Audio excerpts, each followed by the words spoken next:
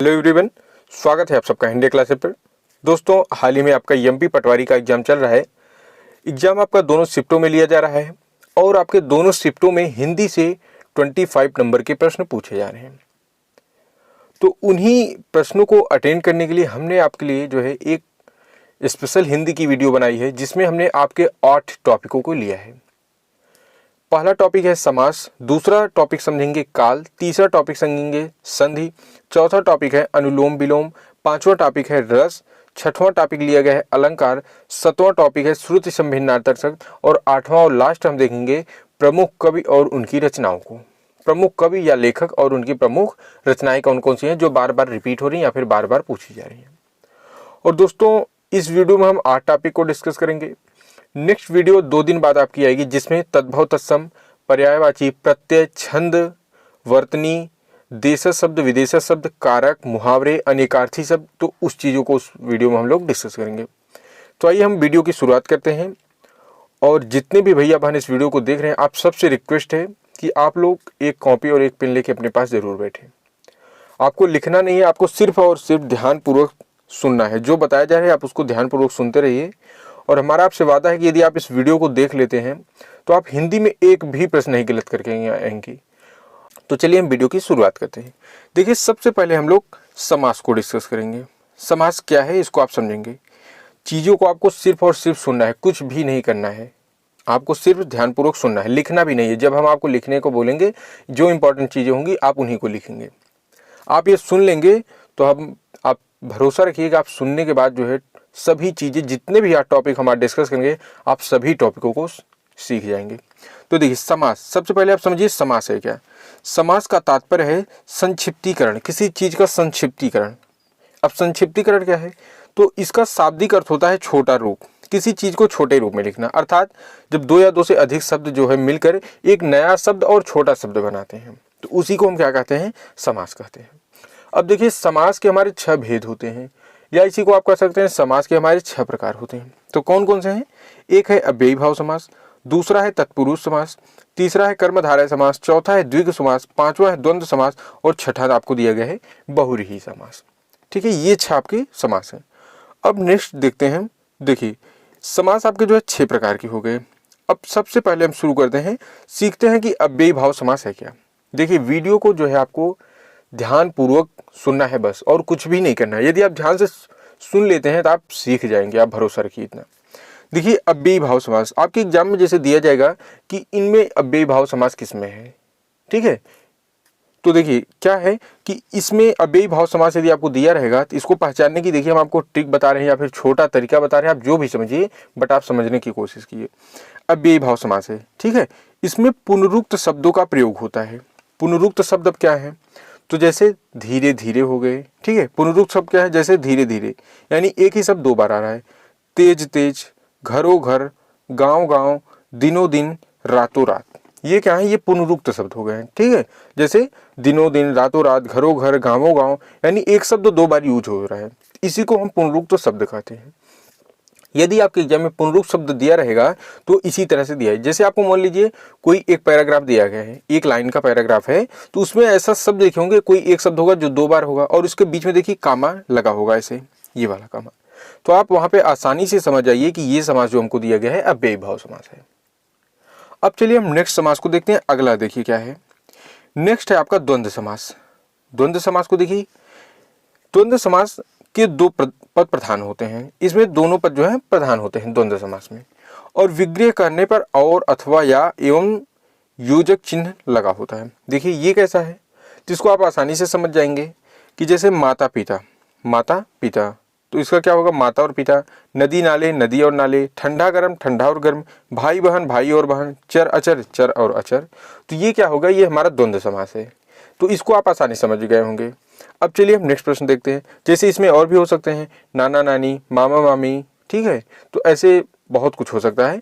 अब चलिए हम नेक्स्ट समास को देखते हैं। अगला समास आपको दिया गया है कर्मधारय समास। देखिए, कर्मधारय समास क्या है, समास विग्रह करने पर दोनों पदों के बीच में जो या फिर के समान रूपी आदि आते हैं। देखिए, हमने आपको समझाने, यहाँ पर परिभाषा नहीं लिखी गई है, यहाँ हमने आपको समझाने की ट्रिक या फिर समझाने का छोटा तरीका लिखा है। यदि आपको कुछ भी दिया गया है, ठीक है, तो आपको कहा गया है कि अब आप इसमें कर्मधारय समास पहचानेंगे। तो आप कैसे पहचानेंगे?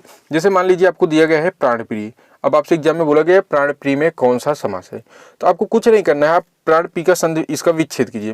प्राणप्रिय मतलब क्या है? प्राणों के समान प्रिय। अब देखिए के समान, ठीक है, इसमें यदि कर्मधारय समास है तो उसमें के समान आएगा, है जो आएगा, ठीक है, यही दो शब्द जिसमें आ जाएंगे वो आपका कर्मधारय समास हो जाएगा। जैसे आपका प्राणप्रिय, प्राणों के समान प्रिय, तो देखिए इसमें के समान आए कि नहीं आए।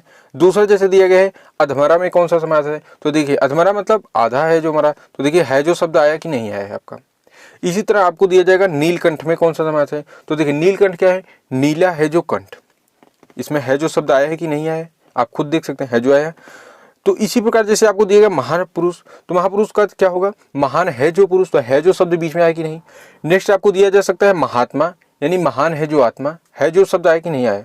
महाकवि, महान है जो कवि, है जो शब्द आया है। महादेव, महान है जो देव, ठीक है। महावीर, महान है जो वीर। महोत्सव, महोत्सव मतलब महान है जो उत्सव।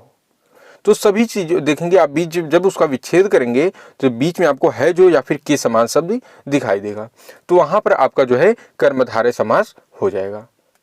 हमको आशा है कि आप सभी लोग इसको जरूर समझ गए होंगे। अब चलिए हम द्विगु समास देखते हैं। द्विगु समास में आपको कैसे पहचानना है, देखिए द्विगु समास में क्या है कि पहला पद पूर्व पद संख्यावाचक विशेषण हो तो उससे द्विगु समास कहते हैं। देखिए हम आपको इसको एकदम सरल तरीके में हमने यहाँ पर लिख दिया है, आप आसानी से समझ गए होंगे। द्विगु समास होगा तो उसमें एक संख्या दी गई होगी, जैसे संख्या क्या है? 1 2 3 4 5 6 7 8 9 10, ये सभी संख्याएं हैं। तो इसी प्रकार जैसे आपको दिया जाएगा नवरात्रि में कौन सा समास है, तो देखिए नवरात्रि में 9 आया कि नहीं आया है, 9 एक संख्या है। जैसे आपसे पूछा जाएगा तिरंगा में कौन सा समास है, तीन मतलब 3, जैसे तिरंगा क्या है? 3 रंगों का समूह, ठीक है, 3 रंगों का समूह। नवरात्रि क्या है? नवरात्रियों का समूह। तो नवरात्रि में देखिए 9, तिरंगा में 3, सप्ताह आपको दिया जाएगा सप्ताह में कौन से समास है, तो 7 दिनों का समूह, 7 शब्द आया कि नहीं आया है, ठीक है। तो जिस समास में जो है आपको कुछ भी दिया गया हो, जैसे आपको चौराहा दिया जाएगा, तो जब आप चौराहा करेंगे तो 4 राहु का समूह, तो देखिए पहले 4 आया कि नहीं आया। तिराहा, 3 राहु का समूह, ठीक है, तो जिसमें संख्याएं आ जा रही हैं 1 2 3 4 5 6 7 8, जैसे नवरात्र था नवरात्रियों का समूह, तिरंगा 3 रंगों का समूह, 7 दिनों का समूह सप्ताह कहलाता है। जैसे आपको दिया जाएगा नवरत्न में कौन सा समास है, तो देखिए नवरत्न, ठीक है, नवरत्न क्या है? 9 रत्नों का समूह, तो 9 आया कि नहीं एक संख्या। चतुर्भुज आपको दिया जाएगा 4 भुजाओं की संख्या, 4 भुजाओं वाला चतुर्भुज होता है, 4 आया कि नहीं। त्रिलोकी, तीनों जो है लोक के देवता त्रिलोकी कहलाते, 3 शब्द आए कि नहीं। दशानंद, 10 है आनंद जिसके अस्कार रावण हो जाएगा, तो 10 आया कि नहीं है। तो शताब्दी दिया गया है, जैसे देखिए यहाँ पर एक दिया गया है शताब्दी, जो आपके एग्जाम में आ सकता है। हमने यहाँ पर सभी चीज़ों को डिस्कस कर दिया, महत्वपूर्ण सभी उदाहरणों को लेके आपको समझाया। बस आप समझने का प्रयास कीजिए, बस थोड़ा सा अगर आप समझने का प्रयास करते हैं आप सभी एक एक चीज़ों को जो है समझ जाएंगे। शताब्दी जैसे दिया गया है, तो शताब्दी में देखिए 100 आए कि नहीं। शताब्दी क्या है? 100 वर्षों का समूह शताब्दी कहलाती है, तो 100 आए कि नहीं। तो जिस भी समास में पहले संख्या आ जाए 1 से लेकर 1 2 3 4 कोई भी संख्या, तो आप समझ जाइए द्विगु समास हो जाएगा। अब चलिए हम नेक्स्ट समास को सीखने की कोशिश करते हैं। देखिए अगला समास आपको दिया जाएगा बहुव्रीहि समास, जिसमें आपसे पूछा जाएगा, जैसे आपको दिया जाएगा कि इसमें बहुव्रीहि समास क्या है। प्रश्न देखिए कैसे, तो देखिए इसको पहचानें कैसे। इसमें दोनों पद प्रधान नहीं होते हैं, कोई तीसरा पद प्रधान होता है। इसमें क्या होगा कि जब आप दोनों चीज़ों को जो है, जैसे आपको 2 पद दिए जाएंगे तो उन दोनों से रिलेटेड उसमें कुछ निकलेगा नहीं, उसका एक तीसरा अर्थ जाके निकलेगा, ठीक है। जैसे अभी देखिए आप समझ जाएंगे, जैसे हमने कहा कि विषधर आपको दिया जाएगा, विषधर, इसमें 2 पद हैं, एक विष एक धर, यानी विष को धारण करने वाला। विषधर माने विष को धारण करने वाला, ठीक है। तो देखिए मान लीजिए इतना हो गया ये और ये अलग है, विष को धारण करने वाला अर्थात कौन? सांप। विषधर, विष को धारण करने वाला अर्थात कौन हुआ? सांप। तीसरा अर्थ निकल रहा है कि नहीं। देखिए विष को एक अलग हो गया, ये एक पद अलग है, और धारण करने वाला दूसरा पद है। लेकिन अब इन जब दोनों पदों को आप मिला दे रहे हैं तो एक नए पद का निर्माण हो रहा है। सांप एक तीसरा पद आपका निर्माण हो रहा है। जैसे विष को धारण करने वाला अर्थात कौन हुआ? सांप हुआ। अब देखिए जैसे सूर्यपुत्र आपको दिया गया है, अर्थात कौन? वह जो सूर्य का पुत्र है, वह जो सूर्य का पुत्र है, तो वह एक पद है, वह एक पद हुआ। दूसरा पद है सूर्य का पुत्र। अब जब इन दोनों को आप मिला रहे हैं तो एक नया पद बन जा रहा है। कौन बना? कर्ण बना। इन दोनों से रिलेटेड कुछ भी है इसमें? कुछ भी नहीं है। वह जो सूर्य का पुत्र है अर्थात कर्ण। तीसरा जैसे आपको दिया जाएगा नीलकंठ, मान लीजिए आपको दिया गया, क्या दिया गया? नीलकंठ। अब देखिए इसमें नीला आपका एक पद है, दूसरा कंठ जिनका दूसरा पद है। ठीक है, नीला एक पद है, दूसरा पद है कंठ जिनका, अर्थात नीला है कंठ जिसका, तो कौन हुए? भगवान शिव हुए। तो ये आपका कौन सा पद बना? तीसरा बन गया। नेक्स्ट देखिए, आपको मान लीजिए जैसे दिया गया है कि महेश्वर, महेश्वर आपको दिया गया है कि पहचानिए महेश्वर में कौन सी समास है, आपसे ऐसे ही प्रश्न बनेगा। तो आपको कुछ नहीं करना, महेश्वर का विच्छेद कीजिए, यानी महान है जो ईश्वर उसको हम महेश्वर कहते हैं। तो अब देखिए इसमें महान एक पद हो गया, दूसरा हो गया जो ईश्वर, महान है जो ईश्वर अर्थात कौन? भगवान शिव हमारे।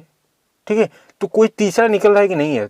ठीक है, किसी दो चीजों को मिलाने के बाद कोई तीसरा अर्थ निकल रहा है, उन दोनों से संबंधित नहीं हो रहा है। ठीक है, फिर से देखिए दूसरे एग्जाम्पल के माध्यम से, जैसे आपको दिया गया त्रिवेणी, त्रिवेणी में कौन सा समास है? तो तीन वेणियों का संगम। ठीक है, यानी तीन नदियों का संगम। तो ये देखो तीन नदियां जो हैं एक पद हुआ, दूसरा संगम स्थल एक पद हुआ, आपका दो पद है कि नहीं इसमें? तो तीन वेणियों का संगम, तो अर्थात क्या नया अर्थ निकल रहा है? अर्थात वो प्रयाग हो गया। तो प्रयाग आपका तीसरा पद बना कि नहीं बना? पंचवटी आपको दिया है, 5 वट वृक्षों का समूह वाला स्थान, तो मध्य प्रदेश का स्थान विशेष है। आप इसको जरूर याद करिए, इसको आप ध्यान से देख के जाइए, क्योंकि ये मध्य प्रदेश से रिलेटेड है, इसीलिए हमने इसको यहाँ पर रखा है। दोस्तों इस वीडियो को बनाने के लिए हम आज एक हफ्ते से मेहनत कर रहे हैं आप लोगों के लिए, यानी हमारा ये उद्देश्य था कि आपको ऐसी चीज़ें बताएं, आपको इस शॉर्ट तरीके से इतने छोटे से छोटे शब्दों में समझाएं कि आप वीडियो को देखने के बाद आसानी से समझ जाएं। इसलिए आप ध्यानपूर्वक देखिएगा, क्योंकि हमने इसमें एक जो है एक हफ्ते की मेहनत दी है। आप समझने की कोशिश कीजिएगा, बस हम आपको समझाएंगे। देखिए जैसे आपको दिया गया था, क्या हम फिर से समझाते हैं, पंचवटी। पंचवटी क्या है? 5 वट वृक्षों के समूह वाला स्थान पंचवटी कहलाता है। तो अर्थात देखिए अब 5 वट वृक्ष और समूह वाला स्थान तो कुछ निकला, इसका सीधा अर्थ एकदम अलग अर्थ निकल गया। तीसरा पद मध्य प्रदेश के स्थान विशेष, मध्य प्रदेश का स्थान विशेष है, तो एकदम अलग पद निकला कि नहीं निकला? अब नेक्स्ट आपको दिया गया है चारपाई, जिसके 4 पाए हों, जिसके 4 एक पद हो गया, पाए हो दूसरा पद है, जिसके 4 पाए हो अर्थात कौन? वो तो खाट हो गई, तो तीसरा पद निकल के आ रहा है कि नहीं?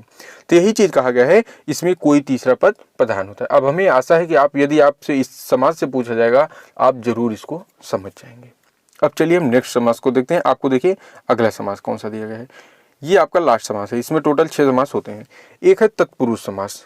तत्पुरुष समास, इसमें क्या होता है, ये और सरल है, हम इसको और सरल से आपको समझेंगे। देखिए उत्तर पद प्रधान होता है और विग्रह करने पर कारक चिन्ह को, से, के द्वारा या फिर को, के लिए, से, का, के, की आदि आते हैं। जैसे देखिए, जैसे उदाहरण आप समझिए, बस आप आसानी समझेंगे। जैसे हमने कहा चिड़ी मार में कौन सा समास है, तो अर्थात जब आप इसका विच्छेद करेंगे, चिड़ी मार क्या है, तो जब हमने आपसे पूछा कि चिड़ी मार क्या है, तो आप क्या बोलेंगे? सर चिड़िया को मारने वाला चिड़ी मार कहलाता है। तो चिड़िया को, बीच में को शब्द आया कि नहीं? जैसे हमने कहा दोषपूर्ण क्या है, तो आपने कहा जो दोष से पूर्ण है वह दोषपूर्ण है, तो उससे आया कि नहीं बीच में? हमने कहा गुरु दक्षिणा क्या है, तो आपने कहा गुरु के लिए दी गई दक्षिणा ही गुरु दक्षिणा कहलाती है। तो देखिए के लिए आया कि नहीं शब्द आया। हमने कहा नेत्रहीन क्या है, आपने कहा जो नेत्र से हीन है, जो नेत्र के से नहीं देख सकता है, तो इससे बीच में आ रहा है कि नहीं? हमने कहा गंगा जल क्या है, आपने कहा गंगा का जल ही गंगा जल कहलाते हैं, तो बीच में का शब्द आया कि नहीं? हमने कहा कवि श्रेष्ठ क्या है, आपने बताया हमको कि कवियों में जो श्रेष्ठ है वही कवि श्रेष्ठ होता है, तो बीच में शब्द आ रहा है कि नहीं? वही हमने आपको यहाँ पर लिख के दिया है कि को, से, के द्वारा, को, के, से का यदि बीच में समास, यानी जब आप विग्रह कर रहे हो उसका सब विस्तार से बता रहे हैं, यदि बीच में ये सब कारक आ जा रहे हैं तो वह समास आपका तत्पुरुष समास हो जाएगा। ठीक है, अब चलिए हम नेक्स्ट अपना टॉपिक डिस्कस करते हैं। नेक्स्ट टॉपिक आपको दिया गया है काल से। दोस्तों हमें आशा है कि आप समास को जो है जरूर समझ गए होंगे। यदि आपको नहीं समझ में आया तो आप एक बार वीडियो को फिर से देखिए रिपीट करके, और आपको जरूर समझ में आएगा। देखिए नेक्स्ट है आपका काल, जिसे हम इंग्लिश में टेंस कहते हैं, और इसका हम हिंदी में इसको पढ़ना है। देखिए कभी कभी क्या होता है कि आप पढ़ के एग्जाम में देख के आते हैं, या फिर आप गूगल से पढ़ लेते हैं। देखिए गूगल पे आप भरोसा कीजिए, बट एकदम फुल कॉन्फिडेंस से नहीं। गूगल पे आपको फुल कॉन्फिडेंस से भरोसा नहीं करना है, क्योंकि उस पर कई लोग कई टॉपिक डाल रहे थे। अभी आप उस पर जाके डालेंगे वर्तमान काल कितने भेज दे, कहीं 5 दे रहा है, कहीं 6 दे रहा है, कहीं 3 दे रहा है। इसलिए आपको जो पढ़ा जा रहा है आप उसको ध्यान से सीखिए, और यदि आप हमारे द्वारा बताई चीज़ों को सही करके आते हैं तो आप रिजल्ट आने के बाद खुद महसूस करेंगे कि हमको क्या चीज़ बताई गई थी। अब देखिए आपसे इसमें सिर्फ इतना पूछा जा रहा है कि वर्तमान काल के कितने भेद हैं, भूतकाल के कितने भेद हैं, भविष्य काल के कितने भेद हैं, या कुछ प्रश्नों में आपको पूछा गया है कि इनमें कौन सा भूतकाल नहीं है, इसमें कौन सा भूतकाल के भेद नहीं है, इसमें कौन से वर्तमान काल के भेद नहीं है, तो आप इसको समझ जाएंगे। देखिए आप सबसे पहले इतना ध्यान दीजिए कि वर्तमान काल में आपके 5 भेद हैं। ठीक है, 5 भेद होते हैं, सिर्फ इतना याद रखना है। भूतकाल में आपके 6 भेद होते हैं। कितने? 6 भेद होते हैं, सिर्फ इतना याद रखना। नेक्स्ट है आपका भविष्यकाल। भविष्यकाल में आपके सिर्फ और सिर्फ 3 भेद होते हैं। आपसे पूछा जाए भविष्यकाल के कितने भेद हैं तो आप वहाँ पर 3 बताएंगे। भूतकाल का पूछा जाए तो आप वहाँ 6 बताएंगे। वर्तमान को पूछा जाए तो आप वहाँ 5 बताएंगे। अब दूसरा प्रश्न अगर इससे बनेगा कि आपसे पूछा जाएगा, जैसे आपको दे दिया गया कि इनमें कौन सा वर्तमान काल नहीं है, आपको दे देंगे सामान्य, संदिग्ध और संभाव्य दे देंगे, एक आपको उठा के देंगे अपूर्ण काल। तो अपूर्ण आपका क्या, सॉरी अपूर्ण तो इसमें भी है, मान लीजिए आपको दे देंगे हेतु हेतुमत, तो हेतु हेतुमत आपका वर्तमान काल नहीं होगा। तो इसी चीज को देखिए, अब इनमें 5 कौन कौन से हैं, तो वर्तमान में है, एक सामान्य है, एक संदिग्ध वर्तमान काल होता है, एक संभाव्य वर्तमान काल, एक पूर्ण वर्तमान काल और एक होता है अपूर्ण या फिर तात्कालिक वर्तमान काल। ठीक है, आप इसे अपनी कॉपी में नोट्स भी करते हैं।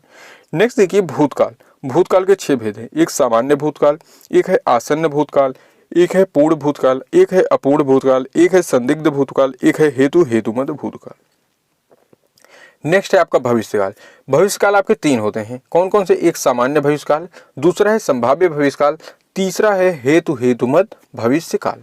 ठीक है, आपसे बस यही 2 प्रश्न बनेंगे, बस कितने प्रकार के होते हैं और उनके प्रकार पूछे जा सकते हैं, बस। और इससे आपको इनकी कोई परिभाषा, कोई उदाहरण कुछ भी नहीं पूछा जाएगा। अब चलिए हम नेक्स्ट टॉपिक डिस्कस करते हैं। अगला टॉपिक आपको दिया गया है संधि। संधि को आप समझेंगे क्योंकि संधि से एग्जाम में पूछे जा रहे हैं और 100 में जो है 90% बच्चे ऐसे हैं, यानी 90% बच्चे जो गलत करके आते हैं।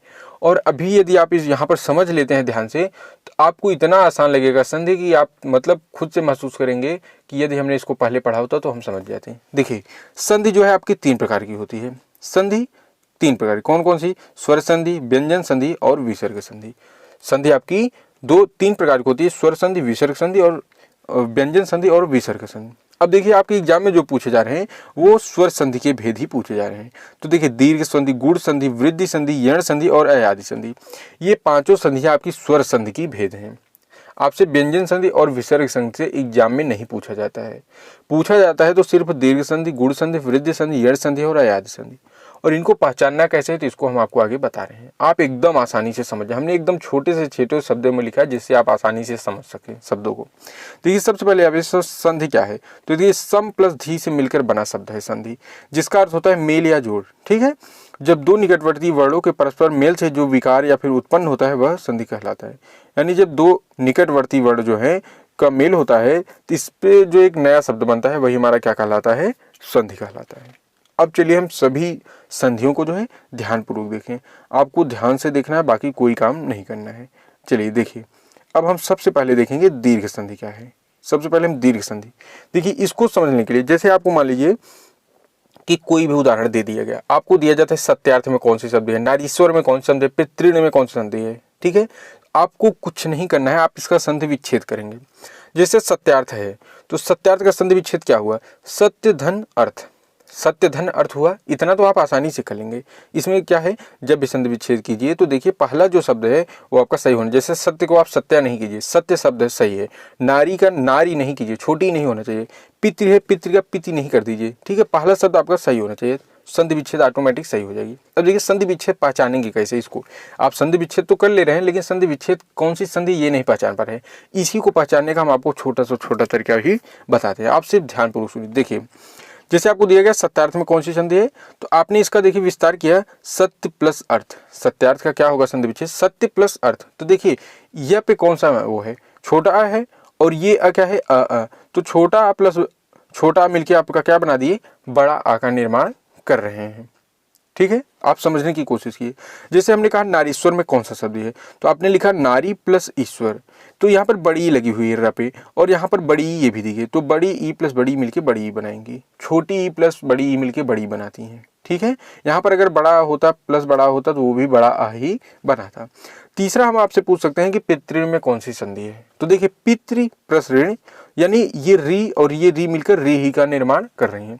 अब आप सर कहेंगे सर ये क्या हुआ कि आ ई बड़ी और बड़ा और री का निर्माण होने से क्या हुआ, तो देखिए तो जैसे जब आप ये करेंगे तो आप इतना तो समझ जाएंगे कि सत्य प्लस अर्थ में अ प्लस अ बराबर आ हो रहा है, क्योंकि इसमें देखिए यह पे अगर या हो सत्या होता तब बड़ा होता, आर्थ होता तब बड़ा होता, लेकिन फिर भी आपका क्या बनता, आ ही बनता है। ठीक है, तो देखिए इसमें क्या होगा, दीर्घ संधि में जब आप इसका विच्छेद करेंगे तो आ बनेगा, बड़ी चीजें बनेंगी, छोटा नहीं बनेगा, अ कभी नहीं बनेगा, इसमें छोटी कभी नहीं बनेगी, छोटा उ कभी नहीं बनेगा। ठीक है, ये तीनों चीज कभी नहीं बनेंगे। बनेगा क्या, तो इसमें देखिए जब आप इसका संधि विच्छेद करेंगे तो बनेगी बड़ा आ बनेगा, बड़ी ई बनेगी, बड़ा ऊ बनेगा और री बनेगा। री अभी देखिए जब हम आपको आगे बताएंगे तो आप वहाँ डाउट करेंगे। देखिए इसमें जो री बनेगा ये दोनों में री दिया रहेगा, इसमें भी री है, इसमें री, दोनों शब्दों में री है, ठीक है, तब इससे आपका री बन रहा है। तो ये जिस शब्द में संधि विच्छेद करने पर बड़ा आ, बड़ी ई, बड़ा ऊ और री ये 4 शब्द सिर्फ बन जा रहे हैं तो आपकी दीर्घ संधि हो जाएगी। आप एक बार फिर से समझने की कोशिश कीजिए यदि आपको नहीं समझ में आए। देखिए जब आप इसका संधि विच्छेद कर रहे हैं, जैसे हमने सत्यार्थ का संधि विच्छेद किया तो इतना तो आप समझ रहे हैं ना, यह पे कौन सी मात्रा है, छोटा आ है यह के साथ। जैसे हमने कहा क ख तो इसमें अ जुड़ा हुआ है, ठीक है, छोटा बड़ा नहीं, क ख। जब हम कहेंगे का खा तब बड़ा, लेकिन जब क ख ग घ आप कह रहे हैं तो छोटा आ जुड़ा है। तो ऐसे यह जब हमने कहा सत्य य में क्या है, छोटा, फिर हम कहेंगे अर्थ अ छोटा है तो अ मिलकर बड़ा का निर्माण करते हैं। यहाँ पर अ मिलकर बड़ा। अब कहेंगे सर हम ये कैसे जानेंगे अ बड़ा, हम इतना कैसे याद करेंगे ई बड़ी, ई ऊ बड़ा ऊ, ऐसे कैसे याद करें। तो देखिए यहाँ पर जो आपने विच्छेद किया सत्य प्लस अर्थ का, यह पे बड़ा लगा है कि नहीं लगा है। नारीश्वर के किया नारी धन ईश्वर, तो री पर बड़ा लगा है कि नहीं लगा है। पितृ त्रि पर री लगा है कि नहीं लगा है। हमने आपको एकदम, आप सिर्फ समझने की कोशिश कीजिए, ठीक है। तो इस प्रकार आप समझ जाएंगे कि यहाँ पर बड़ा है, बड़ी ई है और री है, ठीक है। तो अब इससे क्या होगा, जिसमें बड़ा बड़ी ई और री रहे तो वहाँ पर आपका कौन सा शब्द का निर्माण होगा। देखिए हमने लिख दिया, इसीलिए सभी चीज़ों को लिखा है। जहाँ पर ये चारों चीज़ आ जाए वहाँ पर आपका दीर्घ संधि हो जाएगा। अब चलिए हम नेक्स्ट संधि सीखते हैं। अगली संधि देखिए, आपको देखिए गुण संधि है। अगली संधि आपकी कौन सी है, गुण संधि है। देखिए हम इसको यहीं पर समझाते हैं, नहीं तो आप अभी डाउट होगा आपके मन में। जैसे है आपका गुण संधि है, तो इसमें क्या होगा, इसमें जब आप संधि विच्छेद करेंगे तो इसमें ए ओ और री बनेगा। क्या बनेगा, ए ओ और री। देखिए अभी आप एक मिनट सिर्फ देखिए, जैसे उसमें क्या था, इसमें बड़ा अ, बड़ी ई, बड़ा ऊ और री बन रहा था। इसमें क्या बन रहा है, छोटा ए, छोटा ओ और री बन रहा है। देखिए बड़ा, अब जैसे अगर ये क्या है, ये बड़ा है, ये औ अगर होता तो ये बड़ा ओ है, ठीक है। लेकिन इसमें दोनों चीज़ें जो हैं वो छोटी बन रही हैं। कैसी बन रही हैं, छोटी। उसमें कैसी बन रही थी, सभी बड़ी मात्राएं बन रही थी, इसमें मात्राएं छोटी रहेंगी। अब देखिए समझिए आप, जैसे हमने कहा महेंद्र में कौन सी संधि है, तो देखिए महाधन इंद्र है, तो ह पे बड़ा है, अगर ह होता तब इसके साथ छोटा, लेकिन महा है तो बड़ा है, इंद्र है तो छोटी। तो आ धन ई मिलकर आपका क्या बना दिए हैं, आ धन ई मिलकर ए का निर्माण हुआ है। यहाँ पर आ धन ई का मिलकर ए का निर्माण हुआ है, न कि ए का हुआ है, ठीक है। और यहाँ पर महेंद्र तो ए ही है कि नहीं, हा पे कौन सी मात्रा है, ए है, ए का निर्माण हुआ। जैसे है महोत्सव, महोत्सव में आ प्लस छोटा ऊ मिलकर क्या बना है, महाधन उत्सव में हा और ऊ मिलकर यानी आ धन ऊ मिलकर आपका ओ का निर्माण है। अब कहेंगे सर आ धन ओ मिलकर कैसे ओ का निर्माण कर दिए, तो जो आपने संधि की है महाधन उत्सव की, यहाँ पर हा पे ओ की मात्रा लगी है कि नहीं लगी है, ध्यान से आप समझिए।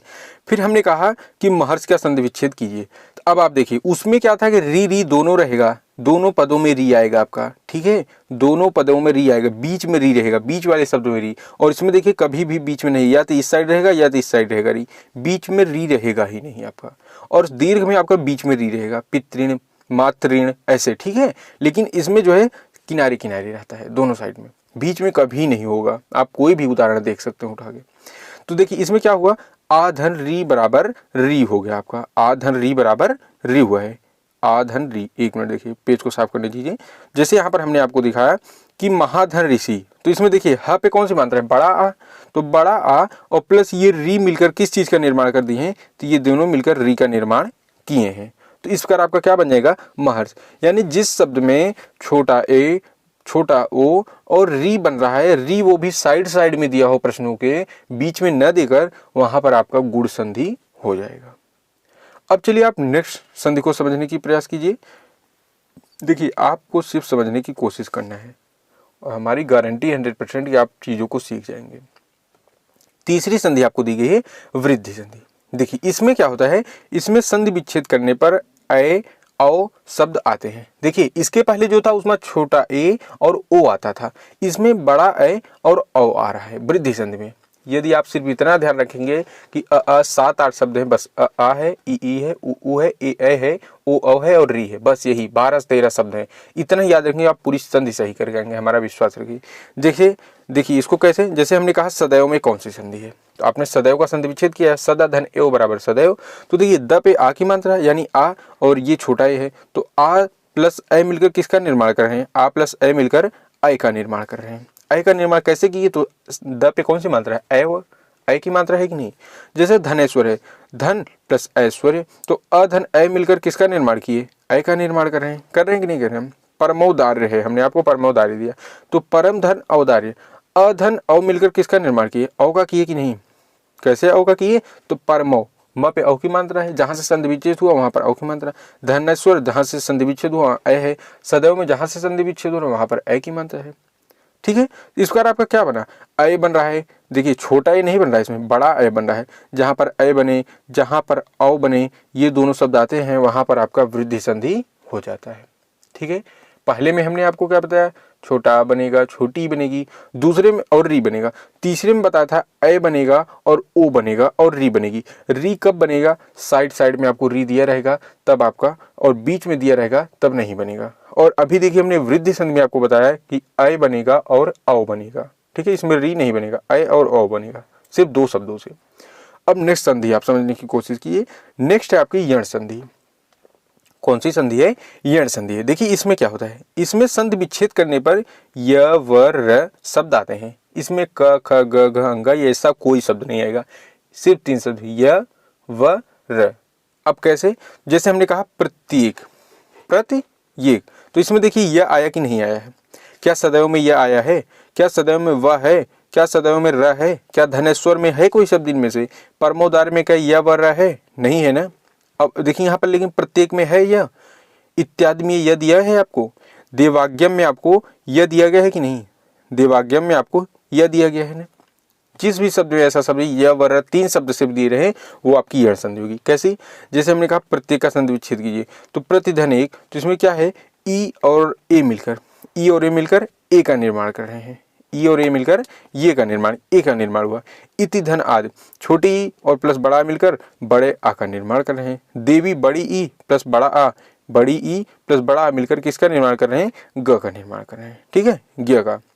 अब देखिए कोई भी ऐसा शब्द दिया हो जिसमें बीच में य हो, ग हो, यानी य व र, सिर्फ 3 शब्द। जैसे इसमें वाह है, सॉरी इसमें वाह है, ग नहीं, इसमें वाह है। हाँ, देवाज्ञम में वाह है। जिसमें य व र शब्द आए हों वो संधि आपकी स्वर संधि हो जाएगी। आप कोई भी एग्जाम्पल उठा कर देख सकते हैं, कुछ भी उदाहरण हो। सिर्फ यही 4 संधियां आपके एग्जाम में पूछी जाती है, और हमें भरोसा है कि जितने भी भैया बहन इस वीडियो को देख रहे हैं सभी लोग जरूर समझ गए होंगे। यदि आप ध्यान से देखे होंगे तो समझ गए होंगे जरूर। चलिए अब हम नेक्स्ट टॉपिक अपना डिस्कस करते हैं, जो कि है आपका स्त्रीलिंग और पुल्लिंग। पुल्लिंग आपको दिया रहेगा, उसका स्त्रीलिंग आपको बताना रहेगा, या फिर स्त्रीलिंग दिया रहेगा, पुल्लिंग बताना रहेगा। यहाँ पर दोस्तों हमने गलती से जो है अनुलोम और विलोम का जो है लगा दिया है टाइटल। अनुलोम और विलोम हेडिंग को हमने लिख दिया, जो कि आपका रंग है। यहाँ पर देखिए ये हमने स्त्रीलिंग और पुल्लिंग की बात की है, स्त्रीलिंग और पुल्लिंग की बात की है। ठीक है, तो देखिए आप इसको ध्यान से, इसमें कुछ ऐसे शब्द हैं जो आपके एग्जाम में पूछे ही जाते हैं, बाकी कोई शब्द आपके एग्जाम में नहीं पूछा जाएगा। तो देखिए ऐसे हमने लगभग जो है 20 से 25 शब्दों को लिया है जिसके बाहर से आपके एग्जाम में नहीं पूछा जाएगा। स्त्रीलिंग और पुल्लिंग ये 1 से 2 प्रश्न जरूर पूछे जाते हैं। देखिए जैसे आप इनको सिर्फ ध्यान से सुनिए और आप लिख भी सकते हैं। जैसे आपको दिया है शिव, शिव का स्त्रीलिंग क्या होगा, शिवा होगा। शिव का स्त्रीलिंग क्या है, शिवा है। आपको दिया जाएगा सम्राट, तो सम्राट का स्त्रीलिंग क्या होगा, सम्राज्ञी होगा, ना कि सम्राटी होगा। ठीक है, नेक्स्ट है कृष्ण। अब कुछ लोग क्या है कृष्ण का विलोम मीरा बता देंगे, तो ऐसा नहीं, कृष्ण का विलोम होगा कृष्णा। कृष्ण का क्या होगा, कृष्णा। अगला है वीर, वीर का स्त्रीलिंग क्या होगा, वीरांगना हो जाएगा। वीर का स्त्रीलिंग क्या होगा, वीरांगना हो जाएगा। नेक्स्ट है आपका विधुर का होगा विधवा। कैसे, जैसे विधुर कौन है, विधुर वो होता है जिसकी पत्नी मर गई हो, और विधवा कौन है, जिसका पति मर गया हो, अर्थात वह स्त्री होती है। और विधुर कौन है, तो विधुर पुरुष को कहा जाता है जिसकी पत्नी मर गई हो, वह पुरुष जो है विधुर कहलाता है। नेक्स्ट है आपका ब्राह्मण। यदि आपसे ब्राह्मण का पूछा जाए स्त्रीलिंग, तो ब्राह्मण का स्त्रीलिंग होता है ब्राह्मणी। अगला है अनुज, अनुज का स्त्रीलिंग होता है अनुजा। क्या होगा, अनुजा। अब यदि हम आपको एग्जाम में भी दे दिया जाए कि अनुज का क्या है, तो यदि आप सुन के गए हैं, कहीं सीखे हैं, कहीं देखा है आपने, तब तो आप अनुजा करेंगे, नहीं तो आप डाउट में चले। यदि वहाँ पर ऑप्शन में किसी लड़की का नाम दिया गया तो आप 100% उस लड़की को करके चले आएंगे, क्योंकि आप समझ नहीं पाएंगे। तो यहाँ पर देखिए अनुज का स्त्रीलिंग अनुजा होता है। नेक्स्ट है आपका महोदय, महोदय क्या होगा, महोदया होता है। अगला है आपका विद्वान, विद्वान का क्या होता है, विदुषी, विद्वान का विदुषी होता है। अगला है गुरु। गुरु का गुरुआइन होता है, गुरु का गुरुआइन होता है, न कि जो है मैडम आप कहेंगे। आपके एग्जाम वहाँ पर ऑप्शन में दे सकते हैं आपको गुरु का मैडम, ठीक है, गुरु का मैडम, गुरु का शिक्षिका। तो ऐसा नहीं करना है, जब शिक्षक दिया रहे तब शिक्षिका होगा, लेकिन जब गुरु है तो गुरुआइन होगा। नेक्स्ट है आपका कवि। कवि का स्त्रीलिंग होता है कवयित्री। कवयित्री आप लिखना सीख लीजिए, काफ़ी लोगों को नहीं लिखना आएगा। कवयित्री भी आप बोलेंगे कवयित्री लिखिए तो वो नहीं लिख सकते हैं। देखिए कवि का होता है कवयित्री। नेक्स्ट है आपको धावक। धावक का होता है धाविका। क्या होता है? धाविका। अगला को दे सकते हैं विनीत। विनीत का होता है विनीता। अब जैसे आपको दे दिए विनीत का स्त्रीलिंग लिखिए, तब आप क्या सोचेंगे? यदि आपने कहीं देखा है, सुना है, तभी आप लिख सकते हैं, नहीं तो आप 100% गलत कर जाएंगे। तो देखिए विनीत का होगा विनीता। अगला आपको दे सकते हैं परोपकार का स्त्रीलिंग लिखिए, तो परोपकार का होगा परोपकारी। नेक्स्ट है आपका साधु। साधु का स्त्रीलिंग होता है साध्वी। देखिए आप देखते होंगे या फिर कहीं सुनते होंगे टीवी में या कहीं पर भी कि साध्वी महाराज जी, साधु महाराज जी, साध्वी महाराज जी, ठीक है। तो इस प्रकार साधु का साध्वी। ऋषि है, ऋषि मुनि जो होते हैं, तो ऋषि का होगा ऋषिका। ऋषि का ऋषिका होगा। रचयिता, रचयिता का क्या होता है? रचयित्री। रचयित्री, रचयिता कौन है? पुरुष वर्ग के जो हैं। रचयित्री कौन है? जो महिलाएं हैं, ठीक है, ये रचयित्री होंगी। नेक्स्ट है आपका यशस्वी। इसका होता है यशस्विनी। अगला है अभिनेता, एक्टर, अभिनेता। अभिनेता का क्या होता है?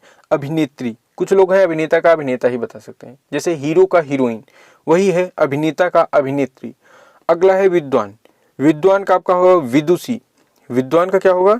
विदुषी, ठीक है। यदि आपके एग्जाम में पूछा गया कि पुल्लिंग और स्त्रीलिंग, तो इन्हीं शब्दों में से कोई पूछा जा सकता है जो आपके प्रत्येक एग्जामों और शिफ्टों में पूछे गए हैं। हमने जो है कई शिफ्टों के प्रश्न यहाँ पर उठाए। हमने लगभग जो है 24 से 25 शिफ्ट देख के तब इस वीडियो को हमने तैयार किया है कि उसमें कौन कौन से ऐसे पॉइंट जो बार बार पूछे जा रहे हैं, कौन कौन से टॉपिक उठाए जा रहे हैं, तो उन्हीं सबको देखकर हमने जो है यहाँ पर आपसे डिस्कस किया है। तो यदि आप इतना सिर्फ स्त्रीलिंग और पुल्लिंग देख के जाते हैं तो आपका इन्हीं में से कोई एक प्रश्न जरूर आ सकता है। अब देखिए आगे आपको बताया गया है कि जैसे आपको कुछ दिया जाएगा, आप कुछ चीज़ ध्यान से सुनिए। जैसे किसी भाषा का नाम दिया है आपको, क्या दिया है? किसी भाषा का नाम, किसी लिपि का नाम, किसी पुस्तक का नाम, किसी नदी का नाम, किसी मसालों का नाम, किसी दिशाओं का नाम। तो और ऐसा कोई शब्द जिसके अंत में त्र शब्द मिले। कौन सा? त्र शब्द। ध्यान से सुनिएगा इस चीज़ को। ऐसा शब्द जिसके अंत में त्र मिले, तो इनका क्या होता है? इनका कोई स्त्रीलिंग नहीं होता है, इनका सेम का सेम लिख दिया जाता है। जैसे हमने कहा भाषा, भाषा में जैसे हिंदी, हिंदी का स्त्रीलिंग क्या होगा? हिंदी नहीं होगा, नहीं होगा, हिंदी होगा। गणित का स्त्रीलिंग क्या होगा? गणित ही होगा, नहीं होगा, गणित ही होगा। हमने कहा संस्कृत एक भाषा है, संस्कृत का स्त्रीलिंग बताया, आप क्या बोलेंगे? संस्कृति नहीं, संस्कृत का संस्कृत ही, गणित का गणित ही। अगला हमने कहा लिपि। लिपि में जैसे देवनागरी एक लिपि है। अब देवनागरी का देवनागरी नहीं होगा, देवनागरी का देवनागरी ही होगा। और रोमन लिपि है, रोमन लिपि का आप क्या कहें? रोमन लिपि नहीं कह देंगे, नहीं, ये गलत है, रोमन लिपि होगा। नेक्स्ट हमने आपसे बताया था कि नदियों के नाम। क्या हमने आपसे बताया था? नदियों के नाम आपको बोला था। नदी, जैसे हमने कहा यह गंगा नदी है, गंगा नदी है। अब आप गंगा का क्या बोलेंगे इंग्लिश में? गंगिनी। यमुना का यमुनी बोलेंगे, ऐसा नहीं है, उनका सेम ही लिख देंगे, गंगा का गंगा, यमुना का यमुना। अगला हमने आपसे बोला था मसालों के नाम। मसालों के नाम आप कहेंगे कैसे? जैसे आपको दिया गया है हल्दी, क्या दिया गया? हल्दी। तो अब हल्दी का स्त्रीलिंग क्या हल्दी नहीं हो सकता है? लौंग का स्त्रीलिंग लौंगी हो सकता है? नहीं, सेम होगा, हल्दी लेंग। अगला है दिशा। जैसे हमने कहा आप उत्तर दिशा में जा रहे हैं, उत्तर का स्त्रीलिंग बताइए, आप क्या कहेंगे? उत्तरी, या फिर उत्तर का दक्षिणी कह देंगे, ऐसा तो नहीं है ना, उत्तर का उत्तरी होता है। ऐसे शब्द जो हैं इनका स्त्रीलिंग नहीं होता है, पुल्लिंग और स्त्रीलिंग इनका सेम है। अगला है जैसे जिस शब्द के अंत में त्र शब्द आए, तो कैसे? जैसे हमने कहा मात्रा, आप मात्रा का हमको स्त्रीलिंग बताइए, तो क्या बताएंगे? मातृ बताएंगे? नहीं, मातृ गलत होगा, मात्रा का मात्रा है। हमने कहा सुमित्रा का स्त्रीलिंग बोलिए, सुमित्रा का स्त्रीलिंग बताइए, तो सुमित्रा तो खुद ही एक स्त्रीलिंग है, इसका न कोई स्त्रीलिंग न पुल्लिंग, ठीक है। तो ऐसे शब्द जो जैसे भाषा, लिपि, पुस्तक, नदी, मसाले, दिशा और ऐसे शब्द जिसके अंत में त हो, इन सब का कुछ भी स्त्रीलिंग पुल्लिंग नहीं होता है, इनका सेम का सेम लिख दिया जाता है, ठीक है। बाकी जो आपसे पूछ सकते हैं उसको हमने यहाँ पर आपको देखिए पूरा एकदम डिस्कस करा दिया है, लगभग 25 से 30 थे। अब चलिए हम नेक्स्ट टॉपिक डिस्कस करते हैं। आपका अगला टॉपिक है रस। अगला टॉपिक आपसे पूछा जाता है रस, इनमें कौन सा रस है, या फिर अभी तक तो आपके सिर्फ यही पूछा गया है कि इसका स्थायी भाव क्या है। इस रस का अस्थायी भाव क्या है, या फिर आपको मेल करने के लिए देगा कि इसको इससे मिलाए। जैसे आपको श्रृंगार की जगह दे दिया रहेगा हास, तो आपको मिलाना रहेगा श्रृंगार को रति में ले जाइए, हास रस को हास में ले जाइए।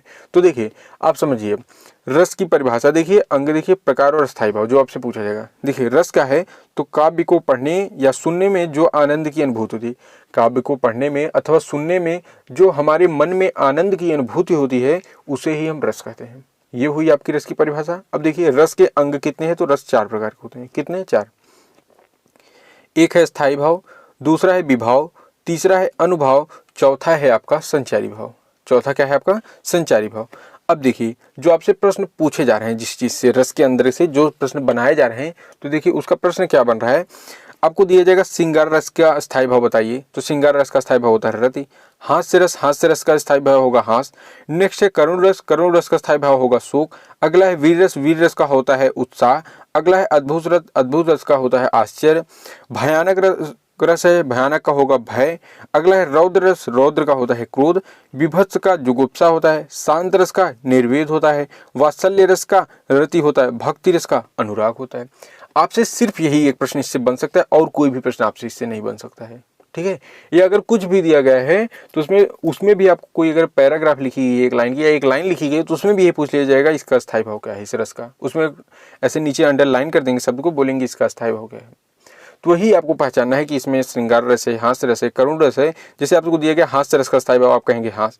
पूछा जाएगा रौद्र रस का, इसमें कौन सा रौद्र रस का स्थायी भाव है, आप सही करेंगे क्रोध को। आपको प्रश्न दे दिया जाएगा इनमें कौन सा श्रृंगार रस का स्थायी भाव है, 4 ऑप्शन रहेगा, जैसे शोक, हास, आश्चर्य और रति, तो रति का आपका राइट हो जाएगा। ठीक है, तो रस से सिर्फ यही इतनी प्रश्न आपके बन सकते हैं, बाकी कोई प्रश्न आपका नहीं बन रहा है, नहीं बनेगा।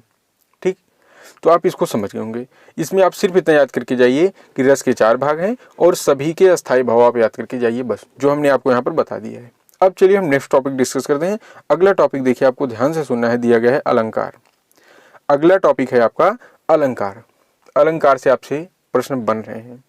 ठीक है, अब हम आपको इसको ऐसा तरीका बताएंगे, इसमें ऐसे छोटे से छोटे शब्दों से समझाएंगे कि आप किसी भी लाइन को देखकर, कोई भी कुछ भी लिखा गया हो, दोहा हो, कुछ भी हो, आप उसको पहचान जाएंगे कौन सा इसमें अलंकार है। तो सबसे पहले समझिए अलंकार हमारे कितने प्रकार के हुए? 3, शब्दालंकार, अर्थालंकार और एक है उभय अलंकार। हमको ये नहीं पढ़ना है, ठीक है, बस इन्हीं दोनों में कुछ को पढ़ना है। जैसे एक हम पढ़ेंगे अनुप्रास अलंकार, दूसरा यमक अलंकार, तीसरा श्लेष अलंकार। इसके प्रकार देखिए हुए 6। शब्दालंकार के 6 प्रकार हैं, ठीक है, और इसके 1 2 3 4 5 6 7 8 9।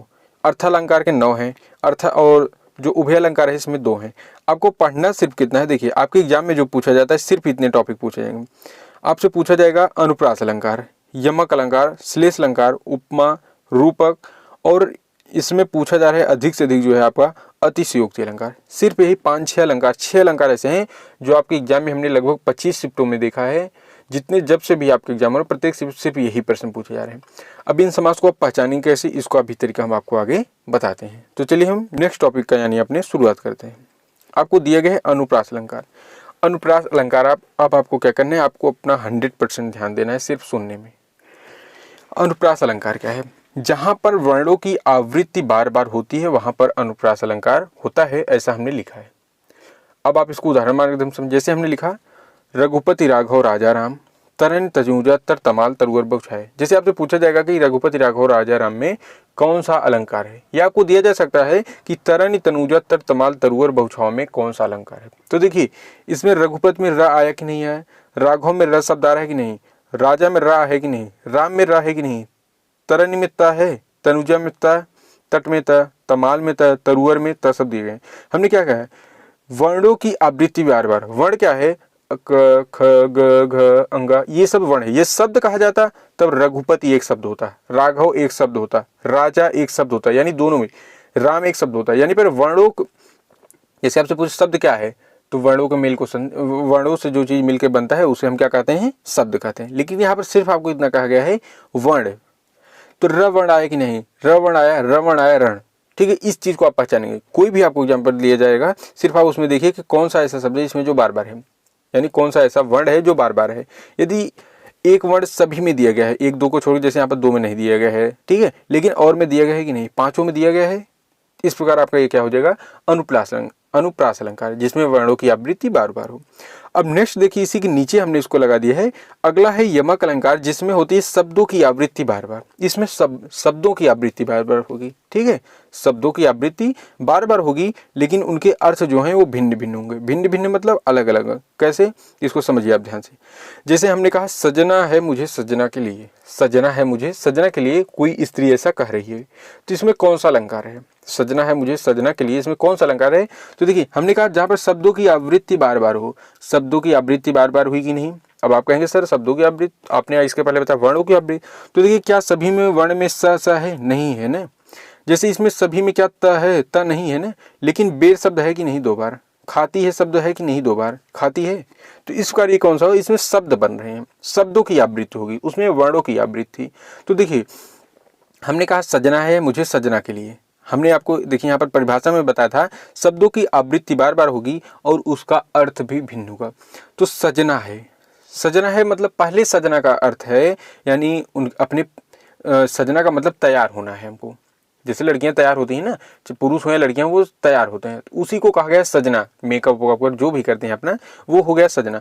और दूसरा जो कहा गया है सजना, इसका अर्थ है अपने पति को कह रही हैं, अपने प्रेमी के लिए कह रही हैं, ठीक है। सजना है मुझे सजना के लिए, यानी मुझे अपने पति के लिए या फिर मुझे अपने मुझे अपने जो है प्रेमी के लिए तैयार होना है। तो एक का अर्थ हुआ सजना, दूसरा अर्थ हुआ तैयार होना। तो हमने क्या कहा कि उनके अर्थ भी भिन्न हो, तो अर्थ भिन्न हुए कि नहीं हुए? अब इसी चीज को आप दूसरे उदाहरण के माध्यम से समझिए। जैसे हमने कहा 3 बेर खाती थी 3 बेर खाती है, 3 बेर खाती थी 3 बेर खाती है। तो देखिए पहला 3 बेर का मतलब है कि बेर एक फल होता है, बेर एक फल होता है, ठीक है। और 3 बेर खाती थी, 3 बेर, तो एक 3 बेर का क्या अर्थ हुआ? यानी 3 टाइम खाती थी, ठीक है। 3 बेर खाती थी 3 बेर खाती थी, यानी 3 बेर को 3 बार में खाती थी। अलग अलग अर्थ निकले कि नहीं? 3 बेर के 3 बेर के। अब आप समझ गए होंगे। तो जहां पर ऐसे शब्द हों जिनकी आवृत्ति बार बार हो किंतु उनके अर्थ अलग अलग हों, वहां पर यमक अलंकार आपका हो जाएगा। कोई भी एग्जाम्पल अगर आपको दिया होगा आप वहां पर ऐसे ही निकालिए। अब नेक्स्ट आपसे पूछा जाएगा, तीसरा अलंकार यदि पूछा जाएगा श्लेष अलंकार, इसमें कौन सा है? तो देखिए जब किसी शब्द का प्रयोग एक बार ही किया गया हो लेकिन उसके अर्थ कई निकलते हों, शब्द एक हो अर्थ कई निकलेंगे। इसके पहले क्या था? शब्द भी बार बार निकल रहे थे और उन सभी शब्दों के अर्थ भी अलग थे। जैसे पहले सजना का अर्थ था तैयार होना, दूसरे सजना को वो अपने प्रेमी के लिए कह रही थी। पहले 3 बेर में था कि 3 बेर खाने वाला फल, और अगले 3 बेर का अर्थ था 3 समय। अब जो है एक ही शब्द आएगा लेकिन उसके अर्थ अलग अलग प्रयोग किए जाएंगे, अलग अलग शब्दों के लिए। कैसे? हमने कहा रहीमन पानी राखिए बिन पानी सब सोन, पानी गैन उबरे मोती मानुष चून। अब कहेंगे सर यहाँ पर पानी एक बार आया फिर से पानी आ गया, तो ये भी तो आपका जो है इसके पहले जो आप अलंकार बताएं वो अलंकार हो सकता है कि नहीं? ठीक है, आपके मन में ऐसा आएगा कि नहीं? अभी हमने आपको देखिए इसके पहले हमने देखिए 1 मिनट आप देखिए, आपको यमक अलंकार में बताया था कि वर्णों की आवृत्ति बार बार हो, तो वही चीज यहाँ पर हुई है कि नहीं? यहाँ पर भी वही हुई, पानी पानी 2 बार वर्ण आए। तो अब कहेंगे सर ये तो आपका जो है रूपक अलंकार हो गया। तो देखिए उसमें क्या था, दोनों अगर वहां पर पानी होता तो दोनों पानी का अर्थ अलग हो जाता। जैसे क्या था वहां पर, सजना है सजने के लिए, एक सजना का अर्थ हो गया था तैयार होना, दूसरा है अपने पति या फिर अपने प्रेमी के लिए कह रही थी। लेकिन यहाँ पर रहीमन पानी राखिए बिन पानी सब सून, तो इसका क्या अर्थ हुआ?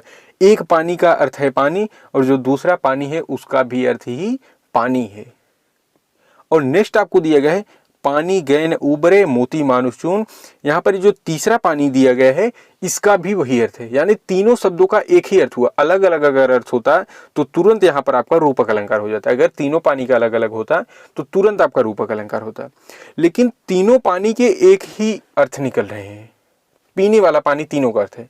लेकिन हमने यहाँ पर आपसे कहा था कि उसके अर्थ कई निकलते हैं। जैसे हमने कहा वह शब्द एक ही बार प्रयोग होगा किंतु जो है उसके अर्थ कई निकलते हैं। ये क्या है? कई अर्थ निकलते हैं। तो देखिए इस पानी का अर्थ जब हम मोती से निकालेंगे तो दूसरा होगा, इसी पानी का अर्थ हम मानुष से निकालेंगे तो दूसरा होगा, इसी पानी का अर्थ हम चून से निकालेंगे तो दूसरा होगा। जैसे यहाँ ऊपर के दोनों पानी के अर्थ एक ही हैं, यहाँ पर ऊपर में जो भी आपको 3 बार पानी दिए गए तीनों के अर्थ एक ही हैं, ठीक है। यहाँ पर देखिए हमने लिखा है और नीचे एक पानी के लिए मोती को कहा जाता है। नीचे एक पानी, देखिए मोती जब आप होता है तो उसमें कहा जाता है, जैसे आप सोने के यहाँ गए, सुनार के यहाँ, तो कहता है ना कि हम इसके ऊपर ये इसका सोने का पानी चढ़ा दे रहे हैं, एक परत चढ़ा दे रहे हैं, चांदी का एक पानी चढ़ा दे रहे हैं, एक परत चढ़ा दे रहे हैं, ठीक है। तो एक इससे इसका पानी ये अलग हो गया मोती का। दूसरा शब्द था मानुष। मानुष का पानी क्या है, जैसे दूसरे पानी के लिए मानुष को कहा जाए। अभी कहते हैं ना हम आपका पानी उतार लेंगे, ऐसा कह रहे हैं ना, तो इसका अर्थ क्या हो गया, बेइज्जत करना हो गया।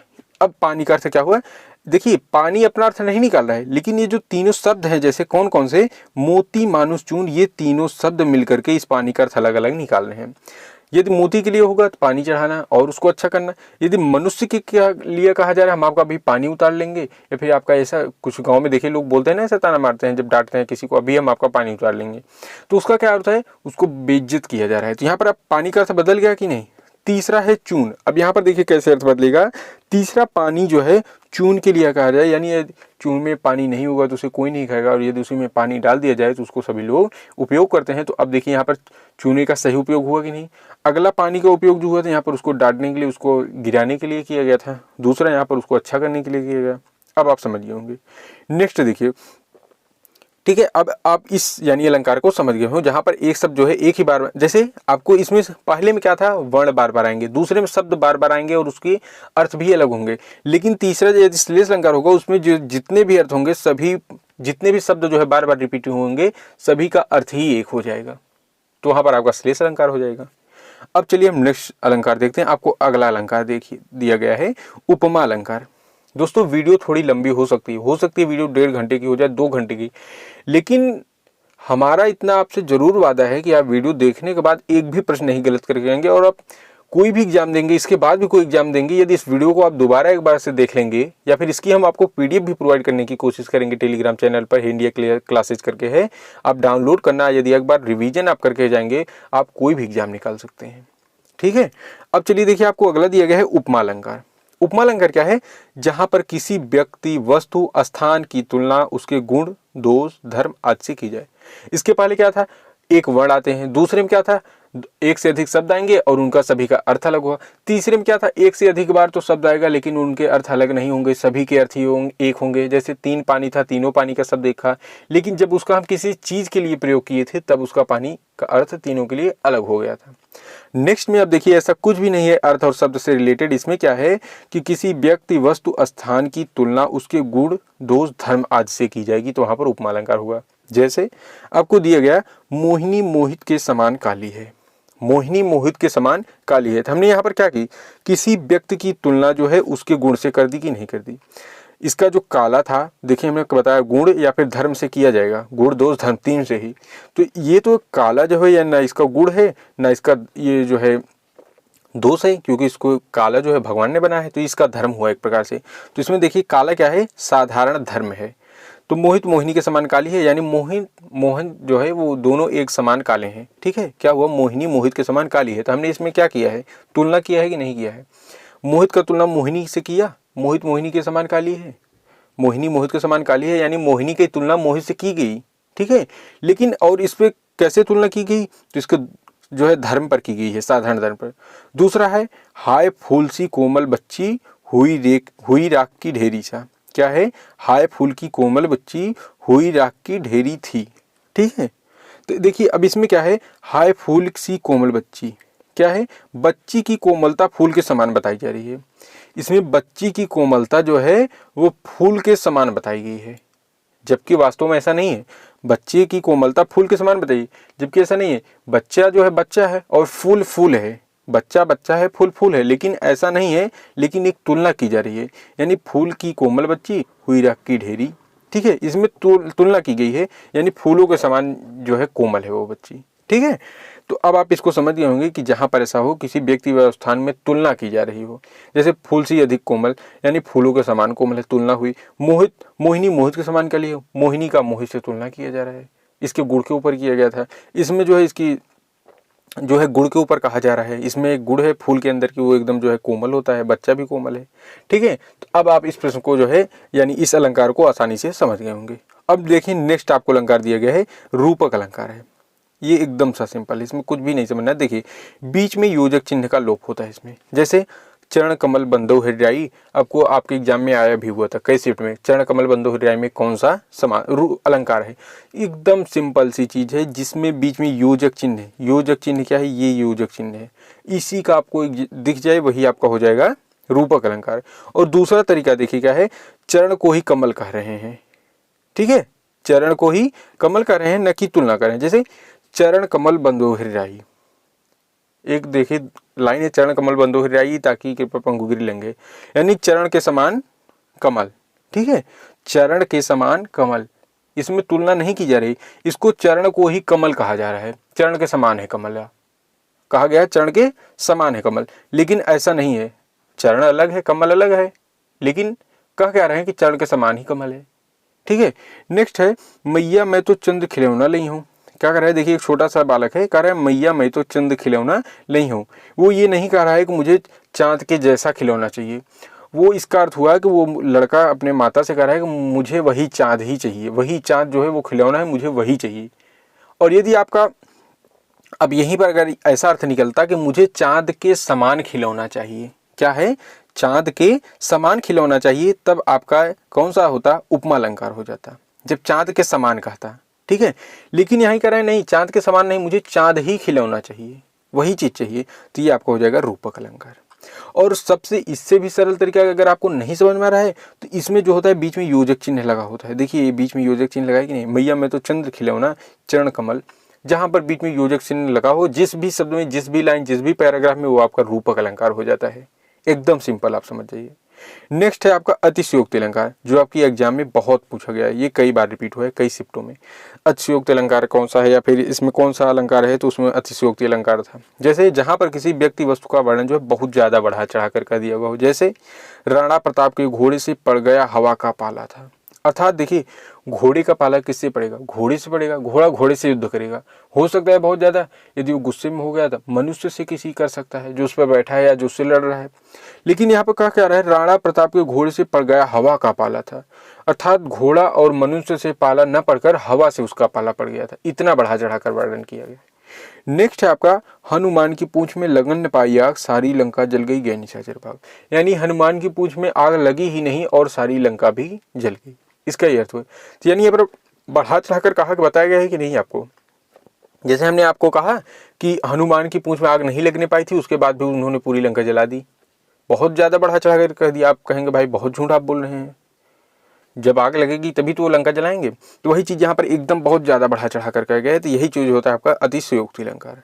जैसे अब देखिए हमने आपको एक म्यूजिक का उदाहरण लिया है, आपने एक गाना सुना होगा, इसमें कोई हंसने की बात नहीं है, आप समझने के लिए हमने कोशिश की है कि आपको कैसे अच्छा से अच्छा उदाहरण कितने सरल से सरल शब्दों में समझाएं कि आप समझ जाएं। जैसे एक आपके गाना है, एक सॉन्ग है, एक म्यूजिक है, सात समुद्र पार के तेरे पीछे पीछे आ गई, सात समुद्र पार के तेरे पीछे पीछे आ गई, जिसका क्या हुआ अर्थ कि मतलब मैं 7 समुद्र को पार करके तुम्हारे पीछे आया हूँ, जबकि वास्तविकता ऐसी है, लड़कियां जैसे कुछ लोग बोलते हैं कि मैं 7 समुद्र जो है पार करके तुम्हारे पीछे आ गई, ठीक है, मैं तुम्हारे लिए 4 तारे तोड़ ला सकते हैं, कोई 7 समुद्र कभी भी जो है लांघ सकता है, पार कर सकता है। तो यहाँ पर क्या हो, बहुत ज्यादा बढ़ा चढ़ाकर कह दिया गया है, 7 समुद्र तैरने की बात आ गई है यहाँ पर, ऐसा जबकि नहीं, कोई एक समुद्र नहीं तैर सकता है, उन्होंने कहा 7 समुद्र तैर करके मैं आपके पीछे आ गई, तो बहुत ज्यादा बढ़ा चढ़ाकर कहा गया कि नहीं बातों को, तो यही चाहिए है आपका अतिशयोक्ति अलंकार हो जाएगा। तो दोस्तों अलंकार से जितने भी टॉपिक्स आपसे बन सकते थे हमने सभी को डिस्कस कर दिया गया है।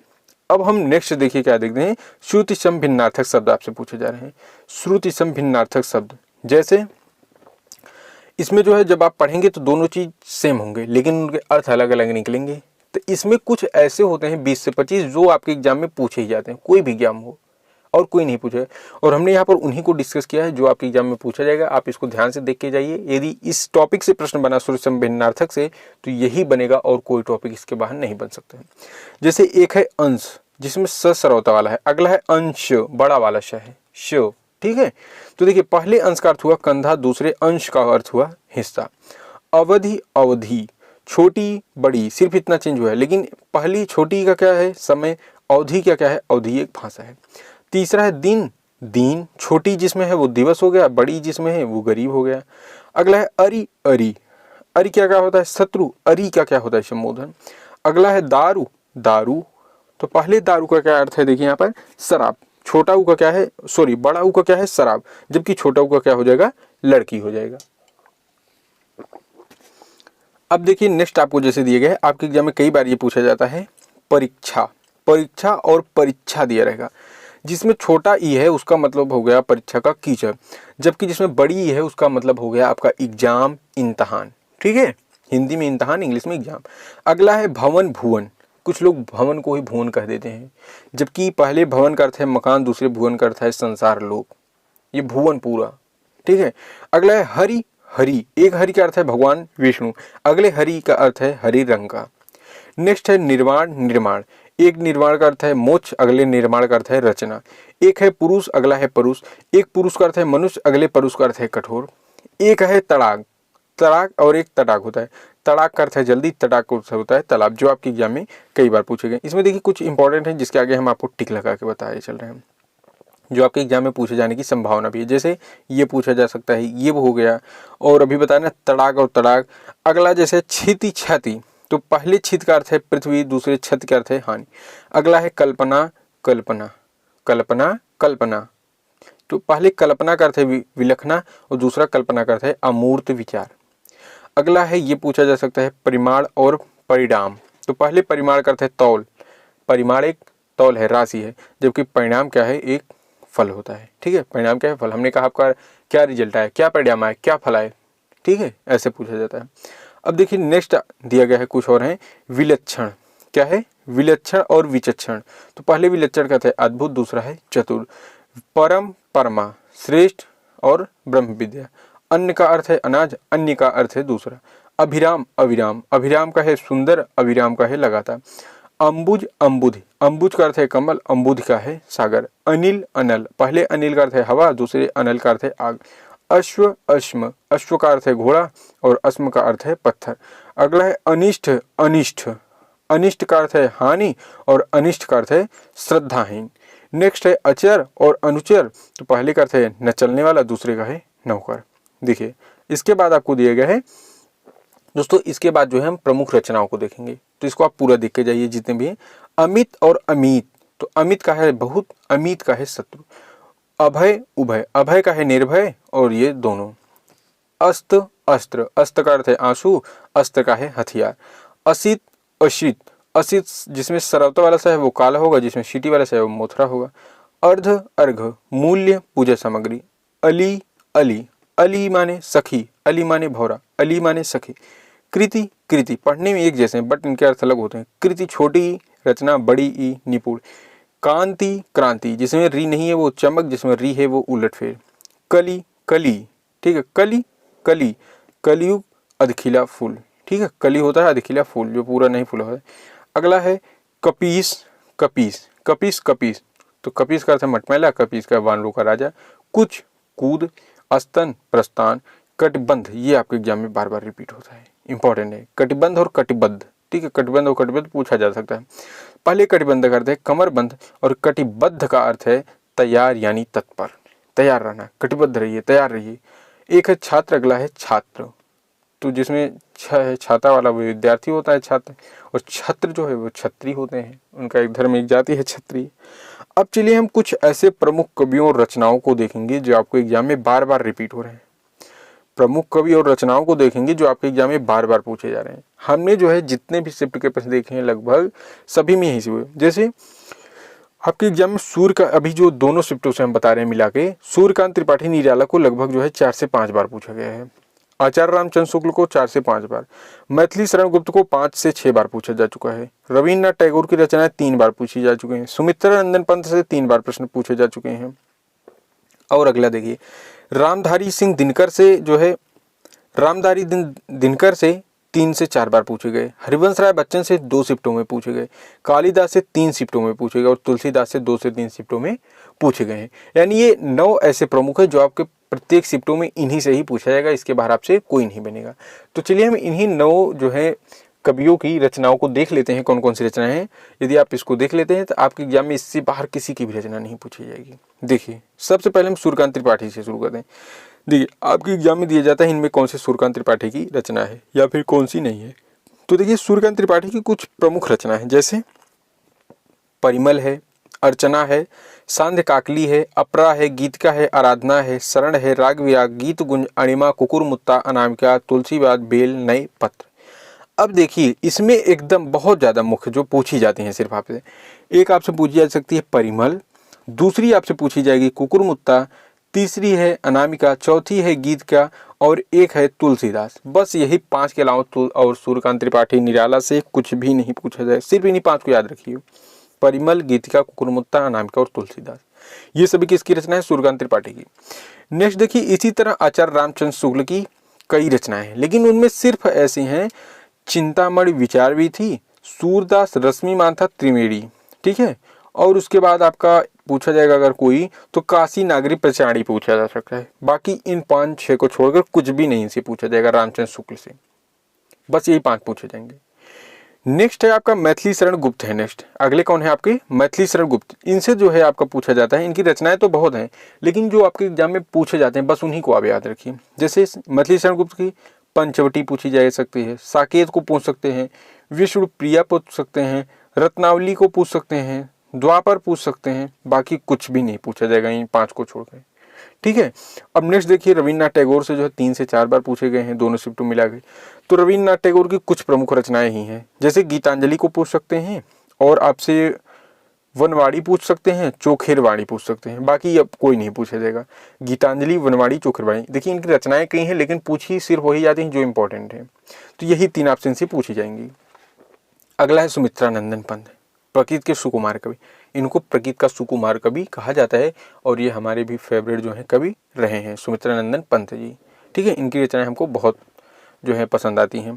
तो देखिए इनकी जो प्रमुख रचनाएं हैं जैसे ग्रंथ, गुंजन, ग्राम्या, युगांत, स्वर्ण किरण, स्वर्ण धूलि, कला और बूढ़ा चांद, लोकायतन, चिदंबर और सत्यकाम, ये सभी पूछे जाते हैं क्योंकि ये प्रकृत के सुकुमार कवि है और इनको जो है कई पुरस्कार भी मिल चुके हैं, इसलिए इनकी रचना पूछी जा सकती हैं, ठीक है। इनको कुछ ऐसे इनके जो हैं जैसे चिदंबरा हो गया, चिदंबरा पे जो है इनको कोई पुरस्कार मिला था, कला और बूढ़ा चाँद पर इनको कोई पुरस्कार मिला था, इसीलिए इनसे प्रश्न बनते हैं अधिक से अधिक। तो आप सभी को याद रखिए, ग्रंथ, गुंजन, ग्राम्या, लोकायतन, चिदंबरा और कला और बूढ़ा चाँद को आप जरूर रखिए क्योंकि इसी पर इनको पुरस्कार मिला था, इसी की वजह से आपके एग्जाम में पूछी जाती हैं। तो देखिए अब नेक्स्ट हम देखते हैं रामधारी सिंह दिनकर को। कौन है आपके? दिनकर जी हैं, रामधारी सिंह दिनकर। इनकी कुछ प्रमुख रचनाएं हैं, उर्वशी है, रश्मिरथी, रेणुका पूछा जा सकता है और हुंकार पूछा जाएगा। बस यही 4 पूछे जाएंगे, बस रश्मिरथी, रेणुका, हुंकार और उर्वशी, ठीक है। अब नेक्स्ट देखिए, अगले हैं आपके हरिवंश राय बच्चन जी। हरिवंश राय बच्चन जी से कौन कौन सी पूछी जाती हैं? तो इनसे सिर्फ पूछा जाएगा क्या भूलूं क्या याद करूं, नीर का निर्माण फिर भी जो कि बहुत अच्छी है इनकी कविता है, या फिर मधुबाला, मधुकलश, और आपसे पूछा जाएगा शतरंगिनी, बाकी कोई नहीं, ठीक है। मधुबाला, मधुकलश, शतरंगिनी, या फिर पूछा जाएगा क्या भूलूं क्या याद करूं और नीड़ का निर्माण फिर भी।